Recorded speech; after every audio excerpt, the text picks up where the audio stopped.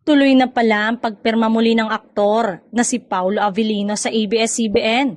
Matapos kasi ang successful ng pelikula ni Kim Chiu na My Love Will Make You Disappear, ay muling magsasama ang dalawa sa proyekto under ABS-CBN. Hindi maghihiwalay sina Kim at Paulo kahit tapos na ang showing sa mga sinehan ng kanilang pelikula.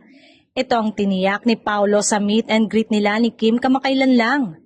Ayon kay Paulo, bagamat may mga gagawin siya para sa kanyang solo career, kalahati ng nakalinya dito o hindi mawawala si Kim.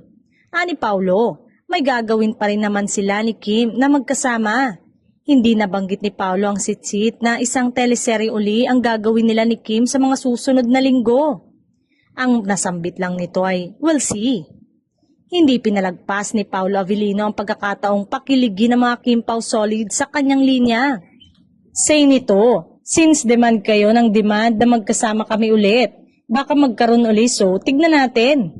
Isa pa sa pinakilig ni Paulo sa mga fans. Sinabi rin ito na tungkol sa di niya gustong kumala sa magandang moment na nangyayari sa kanila ni Kim.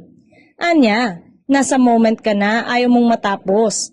Natuwa naman ang mga solid ng malaman ang pananatiling solid ng Kim Pao, maging ang mga kapamilya fans dahil hindi totoo ang kumakalat noon na balitang babalik ito sa GMA Network. Reaksyon nila, hindi naman daw sila mabibitin sa ayuda sa dalawa at hindi rin mababawasan ng mga artista na nananatiling solid sa Kapamilya Network.